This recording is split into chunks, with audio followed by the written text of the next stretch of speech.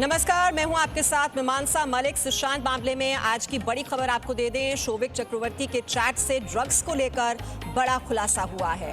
Showik chat में अलग अलग ड्रग्स पर जानकारी मांग रहा है। चैट में शोविक अपने दोस्तों को भी ड्रग्स बांट रहा है। शोविक के चैट में बासित और जैद का भी जिक्र है। बासित और जैद को एनसीबी गिरफ्तार कर चुकी है। बासित और जैद को आज कोर्ट में पेश किया जाएगा। शोविक का ये चैट अक्टूबर 2019 का है। शेन फ्लेचर, करमजीत और राज नाम के ड्रग पेडलर से भी उसकी बातचीत सामने आई है। तो अब शोविक चक्रवर्ती से इस बारे में पूछताछ की जाएगी। आखिरकार जिन लोगों का नाम वो ले रहा है, जो ड्रग्स सप्लाई करने वाले हैं, वो कौन कौन लोग हैं, उसकी तह तक जाने की ये नारकोटिक्स कंट्रोल ब्यूरो की कोशिश होगी। क्योंकि शोविक के जो चैट्स अभी तक सामने आए हैं, उससे एक बात तो समझ में आ रही है कि शोविक की अब मुश्किलें बढ़ने वाली हैं। ईडी की पूछताछ हुई, सीबीआई की पूछताछ जारी है और एनसीबी जल्द उससे पूछताछ करने वाला है। और इस खबर पर और जानकारी के साथ इस वक्त अंकुर हमारे साथ जुड़ चुके हैं। अंकुर, हम कह रहे हैं कि शोविक चक्रवर्ती की मुश्किलें बढ़ने वाली हैं क्योंकि व्हाट्सएप चैट में जिन लोगों का नाम है जैद और साथ ही साथ और भी कुछ लोग हैं जिनकी गिरफ्तारी अभी तक हो चुकी है और उन्हें कोर्ट में पेश करने की तैयारी हो रही है। अब ये लिंक जो है, ये ड्रग्स के तार कहां कहां तक फैले हुए हैं, ड्रग्स सप्लायर्स कौन कौन हैं, ये सारी जानकारी अब जुटाने की कोशिश करेगी नारकोटिक्स कंट्रोल ब्यूरो शोविक चक्रवर्ती से। देखिए, ये चैट को समझने की कोशिश कीजिए क्योंकि चैट जो है वो अक्टूबर 2019 का है और ये जो कल पूरा घटनाक्रम घटा, अचानक से जैद का नाम सामने आता है जो कि महज 20, उसके साथ अब्दुल बासित का नाम सामने आता है। ये भी तकरीबन 20-21 साल का लड़का है। शोविक की उम्र भी तकरीबन 20 से 22 के बीच में ही बताई जाती है।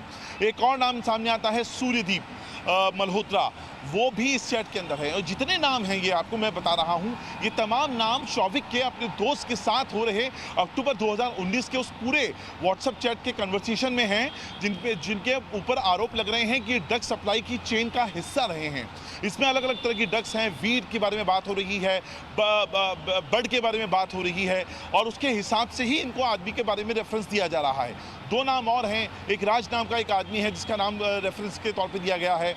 ऐसे तमाम नाम हैं और ये एक दिन की चैट है। इसके अलावा ऐसी न जाने कितनी चैट इस वक्त एनसीबी के पास में और जो दूसरी एजेंसीज ईडी और सीबीआई जो इस वक्त पूरे इस केस को खंगाल रही हैं, उनके पास मौजूद हैं और इसमें न जाने कितने सारे करैक्टर। अभी फिलहाल जो लाइन ऑफ एक्शन है एजेंसीज का, तो वो पहले जो ड्रग पेडलिंग के अंदर शामिल जो लोग हैं, जो ड्रग की सप्लाई के अंदर शामिल जो लोग हैं, उनको फिलहाल अपनी हिरासत में ले रही है, उनसे पूछताछ कर रही है। और उसके बाद जो सेकंड जो इसका राउंड होगा, वो कहीं ना कहीं सोशलाइट्स और बॉलीवुड की वो सेलिब्रिटीज़ होंगी जो इस तरह के ड्रग्स का कंजम्पशन किया करती थी पार्टीज़ में, रेव पार्टीज़ में और पर्सनल जो सोशल प्राइवेट पार्टीज़ होती हैं उनमें। तो फिलहाल इस तरह की एक बहुत लंबी चेन है जिसका भी सामने आना बाकी है और अब जल्द ही इस मामले में बड़े बड़े खुलासे होते हुए नजर आएंगे। जी बिल्कुल, और इससे बड़ी बात यह है कि रिया के परिवार के सदस्यों के बयान में मेल नहीं है। सीबीआई ने रिया के माता पिता, भाई से अब तक पूछताछ की है। सीबीआई ने आज फिर से पूछताछ के लिए इंद्रजीत चक्रवर्ती को बुलाया है। ये इस वक्त की बड़ी जानकारी कि लगातार ये सीबीआई की पूछताछ जारी है। रिया से, रिया के माता पिता से, भाई से पूछताछ हो चुकी है। लेकिन अहम बात यह है कि ये जो बयान दिए जा रहे हैं परिवार के सदस्यों की ओर से, वो मेल नहीं खाते हैं। ये देख रहे हैं आप, रिया चक्रवर्ती, इंद्रजीत चक्रवर्ती जो कि पिता हैं, संध्या चक्रवर्ती रिया चक्रवर्ती की मां और रिया चक्रवर्ती के भाई शोविक चक्रवर्ती, सभी से पूछताछ की जा रही है। राकेश त्रिवेदी, क्या अभी तक बयान सामने आए हैं जो हम कह रहे हैं कि मेल नहीं खाते, जिससे ये शक और ज्यादा गहरा जाता है?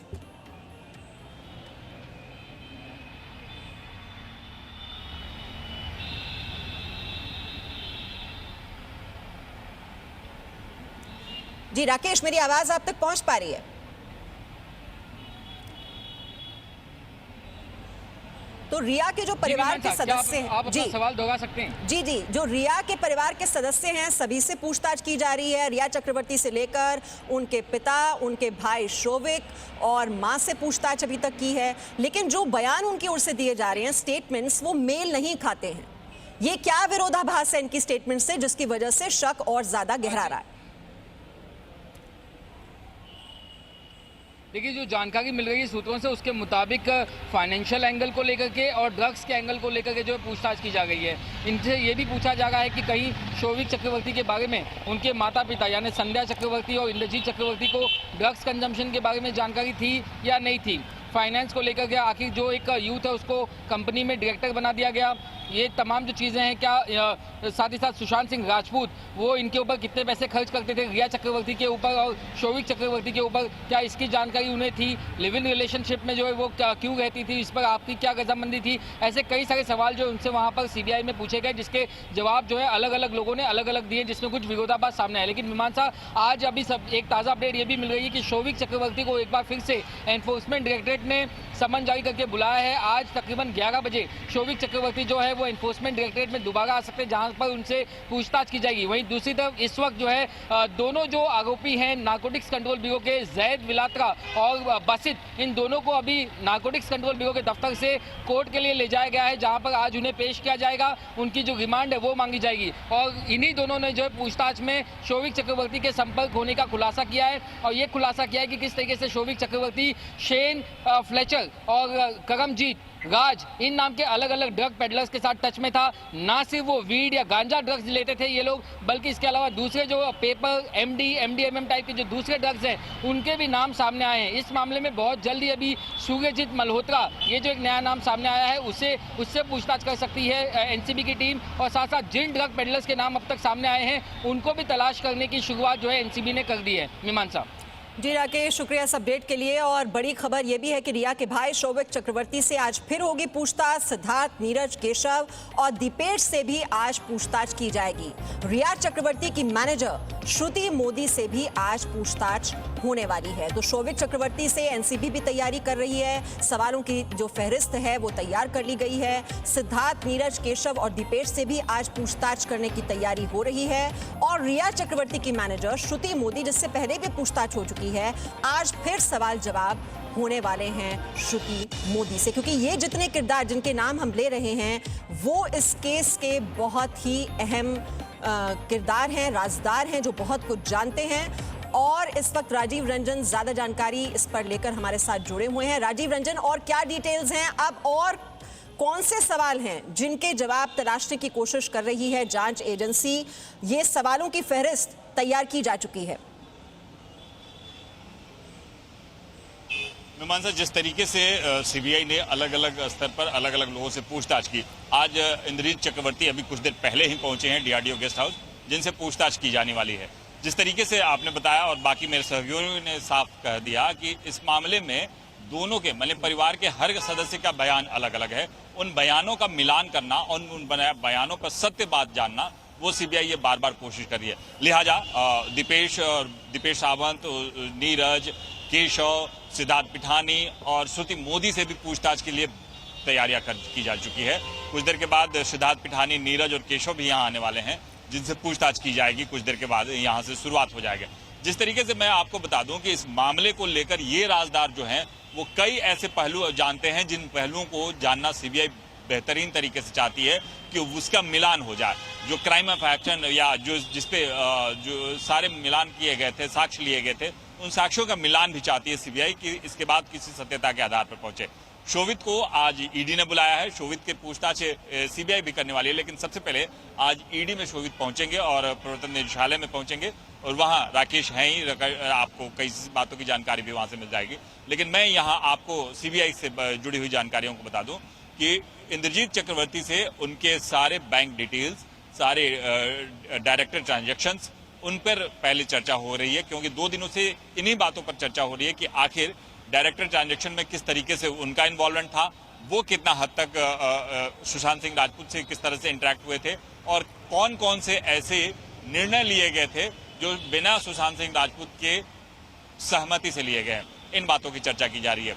जिस तरीके से सीए बदलने की बात है उस बात की भी चर्चा की जा रही है।